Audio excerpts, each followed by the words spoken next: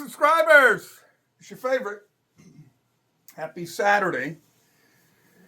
I want to talk about a topic that's very near and dear to my heart because I hunt small properties. I've kind of always hunted small properties. I don't know if that's straight or not.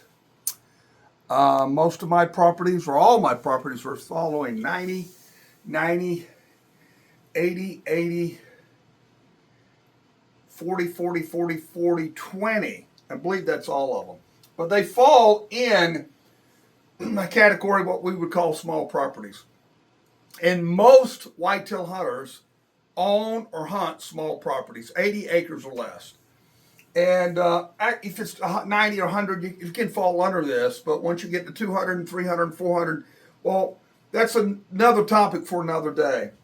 So we're only going to do one video. This may be a little longer. I think most of the other videos when we were talking about understanding the rut was about 15 minutes. I'll try to keep it right around there, but I want to make sure I drive home some really important strategies, keys, understanding on how to properly hunt.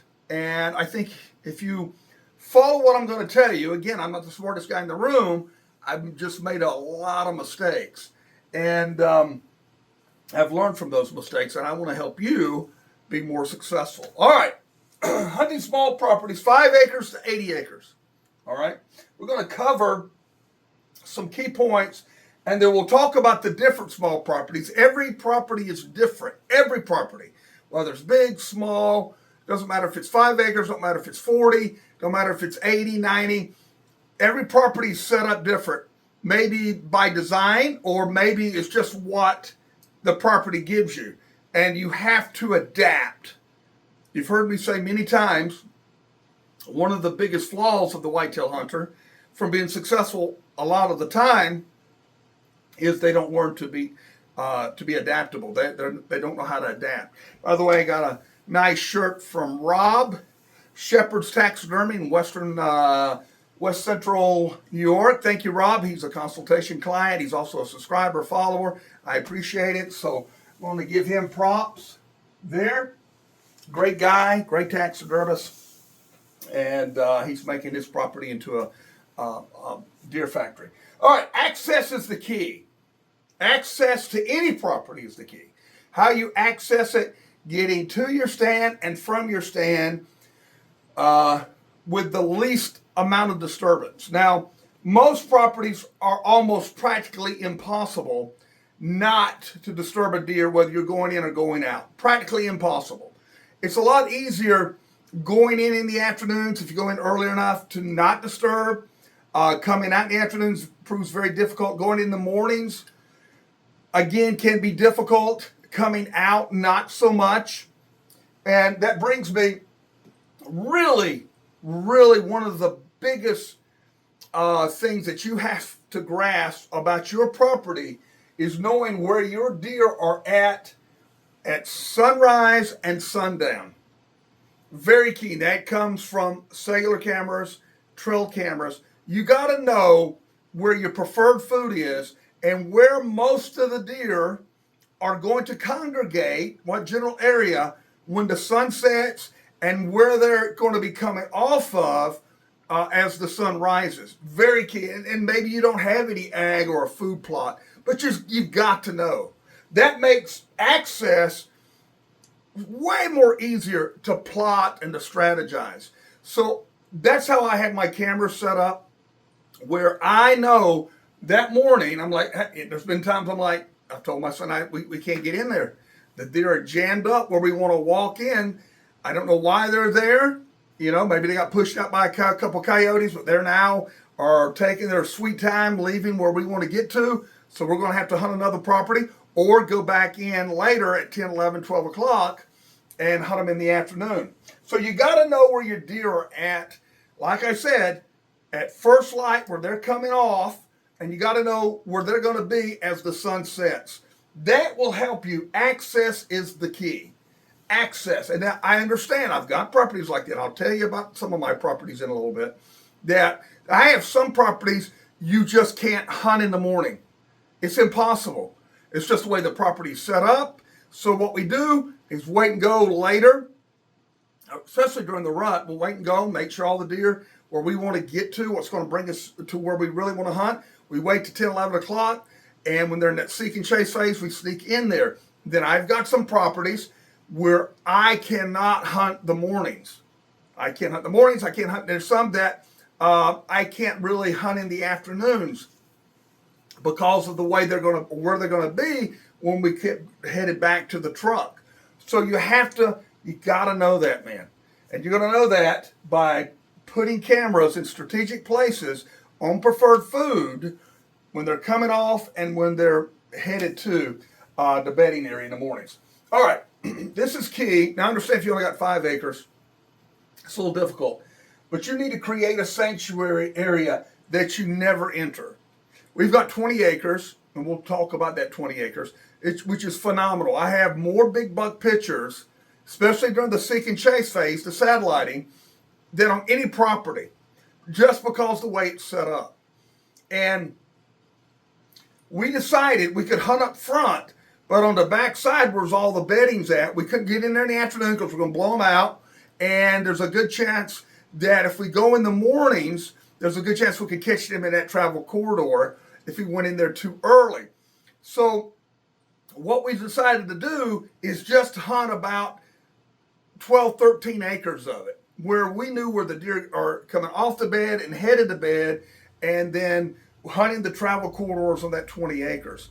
So you're going to have to figure out, is your property an all-day property? You hunt it morning and afternoon without really any major disturbances, or is your property just a morning spot or an afternoon spot? And if you can't force it, okay, that's where whitetail hunters mess up, when they try to force a property to be something that it's not, just depending on the setup. Again, if you own the property, you can probably get creative and change it a little bit. But if you're like me, if you lease it, or if you own it, or you don't have the money to spend gobs of money trying to redirect everything, it makes it very, very difficult. So we're talking about the sanctuary. Every property I've ever leased, probably about 1/4 of it, we designated as a sanctuary.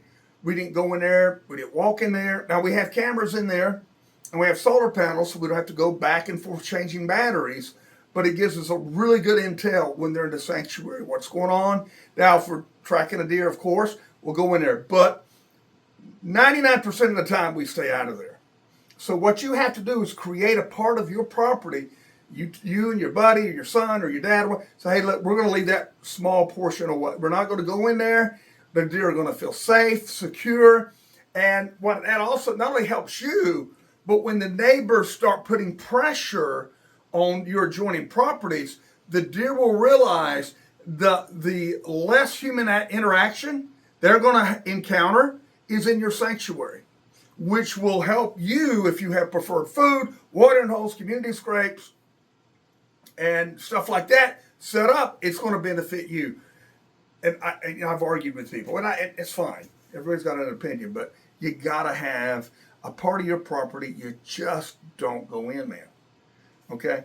That's these are 3 major keys that may be hindering you that you've not implemented on your smaller properties, that's keeping you from seeing deer, having an opportunity to kill a deer, especially a big deer. All right. Now, there's different types of properties. Again, you have to take what the property gives you. You have to. And there's different types. I hunt all 3 of these types. One is a pass-through property. The deer are just passing through. They're going from one block of woods to another block of woods, and you've got ag set, or preferred food, or white oaks, or red oaks, or whatever, and they're just passing through your property. I probably could have charged $10 and I could really retire, not even have to do this. The question I get, hey, I have pictures of a big buck on my camera, but it's really late at night. Typically, they don't have enough cameras out, or they're in the wrong place. And you have to take what the property gives you, man. Okay? Pass-through properties are fantastic. It says here, typically better as the rut gets underway. And that 20 acres I told you about, I can't hunt in the early season because there's not really any on the outer skirts. the bigger woods on both sides, 300 acres here, 400 acres here, but I'm in the middle, pinched down by an old farmhouse in the creek bottom. And during that seek and chase phase, man, they're in that creek bottom, just, I mean, daylighting, nighttime, all the time they're coming through there. And so we don't hunt that in the early season because there's not a resident deer herd, except maybe off on the adjoining properties. We don't want to burn it out. So we wait around October 24th, 25th, 26th, and hunt it the whole month of November. And it's fantastic. I mean, it is really fantastic. So that's what the property gave me. I don't own it. I lease it. There's no access except coming down on the bluffs and walking the creek bottoms. There's no logging roads or nothing. Well, that's fine, but it's a phenomenal property. Pass-through property is typically better as the rut ramps up. Then you've got a fall core area, usually driven by mast or available food. Some people say, well, my deer don't show up until October 1st or October 15th. Well, why is that? It's probably because you have mast on your property. Muscatine grapes, persimmons, apple orchard or apple trees dropping, white oaks are dropping, or it may be later. You're like, my deer don't come up until the end of November, December, probably because of your red oaks. And there's properties where deer use your property as a source of food and bedding temporarily, but about 7 months out of the year, they're on adjoining properties because there's ag all the way around you. And you have to understand, hey, my farm, my place of hunt is a fall core area.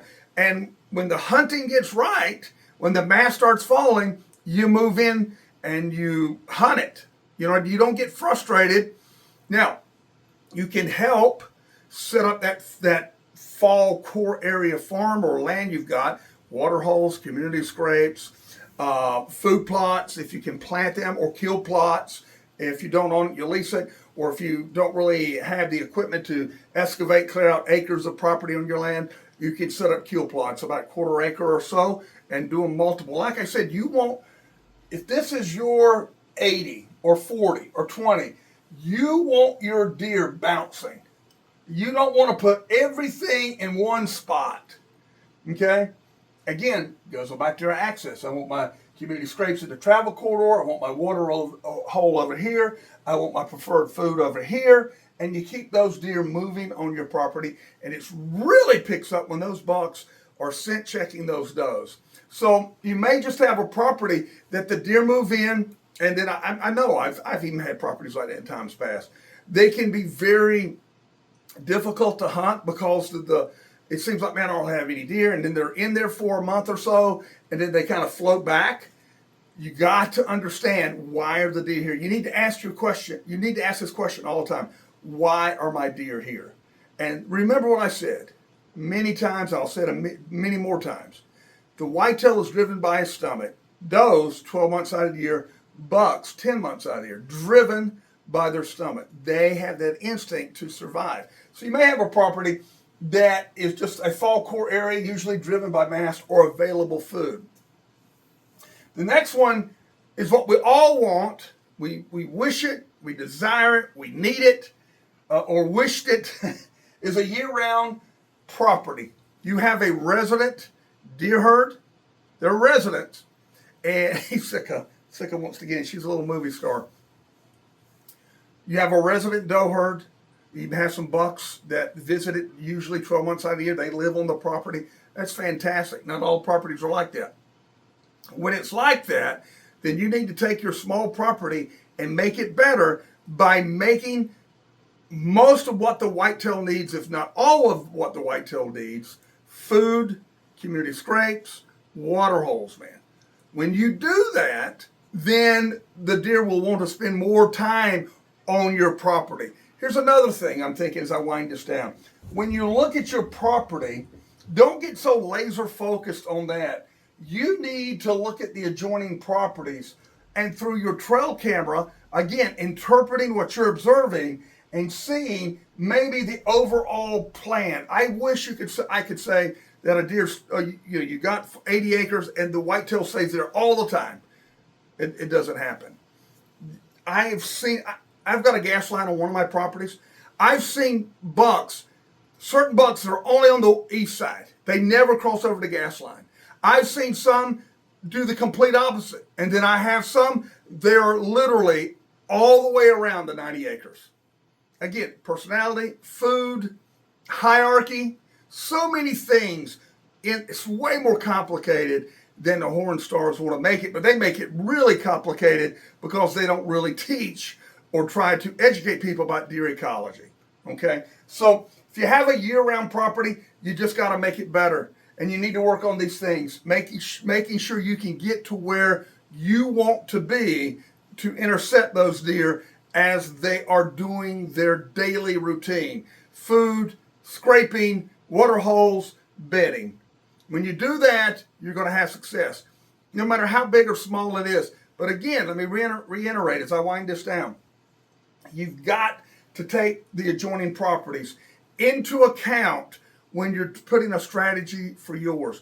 You have to understand what deer are spending on what parts of your property. Again, as I said, this is your 80, this is your 40, this is your 20. You should have cameras on the outer edges, okay? You got to know. And I tell you what, if you could put enough out, at least on 80 and 90, you're going to be able to see there's some bucks that are only going to visit the northwest side. There's some that are only going to visit the northeast side, some that are only going to stay on the south side, and then there's going to be some that literally walk almost every inch of your property. That's interpreting the buck's personality. Can you be successful on small properties? Absolutely.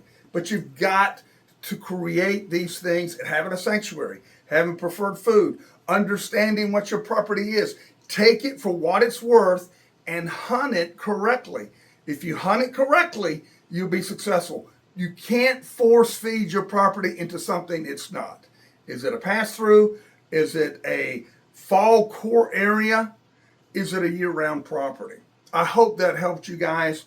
This is like this is like the rut. You peel a layer off, there's another layer, there's another layer. But these are the basics I think can help you start implementing a strategy, no matter if it's 5 acres, 90 acres, 40. If you'll put these things into practice and understanding what type of property I have and then hunt it appropriately. Is it a morning property? Is it an afternoon property? Is it an all-day property? Is it a rut property? Like I said, that 20 acres is only the rut. We don't go into the last week in October, man, and hunt it for about 4 or 5 weeks whenever we can. But it's phenomenal. But, man, early season, you're just pissing in the wind. Anyway, thank you so much, guys, for your support. I appreciate all your subscribers. I'll be here, right there, boop, next time you come back. God bless.